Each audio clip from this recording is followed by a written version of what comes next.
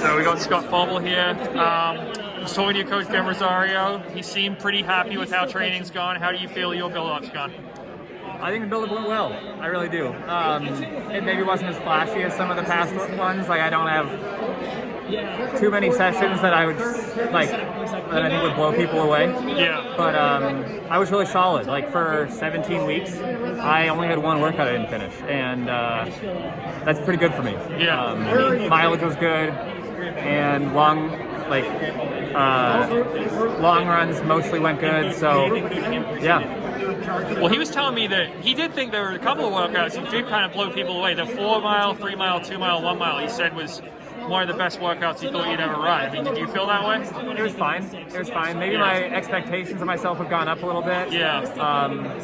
Maybe it was really good. I'm not sure. I feel good about where I'm at. Yeah.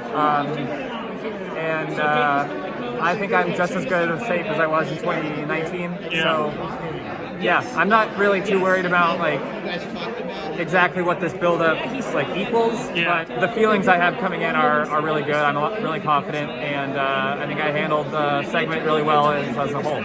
So I'm curious, what your goals are, because you've run 209 here, you finished as the top American. What do you have as goals left you want to accomplish in this race? I mean, people are going to say it's cocky, but I want to win. I was in the lead group here for 22 miles. I was in the lead at 22 miles. And yeah, I got beat by a minute or something like that, maybe more, in the last 4 miles. But I got there. That's close. And that's what I want, That's what I want to do, is I want to win. I want to give myself a shot to win. And if I can, a couple things need to break my way, but if they do, that's where I want to be. Yeah. I mean, to do that, do you have to do anything different? Because you've been very consistent in your marathons. I think Ben was we're still kind of waiting for that home run day. Do you have to do anything different in the race to get that? Well, shit, I think 2019 was a home run day. And I think we've taken steps forward since then. Yeah. And I think training has gotten a little more dynamic. We've made a few more workouts a little more dynamic late in runs. So, for example, one workout we would do basically every segment was a long run, 18, 20 miles, and then a steady state, so 4 to 6 miles of marathon effort. This time we switched that to a fartlek where I was running 10K effort, 20 miles into a run.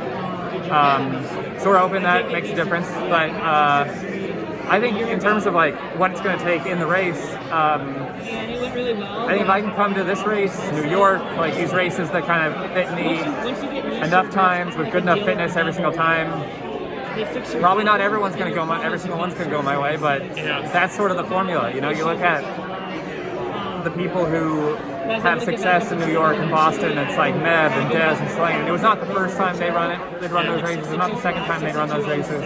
But they came to these races over and over again in really good shape. And one of the days, their A-plus day lined up with a race that broke their way, and they got glory. And that's kind of my mentality. If I can come to the line in good shape year after year after year, one of these days is going to break, and I hope it's this year. Yeah. But if it's not, I'm going to come back in April and I'm going to do it then. Yeah. And if it's not then, I'm going to be in New York in November and I'm going to do it then. And yeah. And what'd you learn from your first time running here that you kind of I didn't realize it was going to be like that maybe you take forward into this race? I think sort of the tactics of the lead group was something that can be described to you, but you'll never really feel it.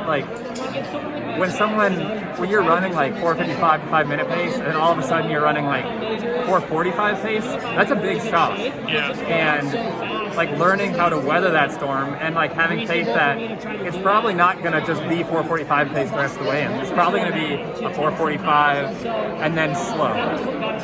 So this yo-yoing of pace, really being able to feel it and experience it and have faith that if I can just weather a few tough minutes, I can stay right here in this lead path. Yeah. All right. Well, best of luck on Monday, and thanks for the time, Scott. Thank you.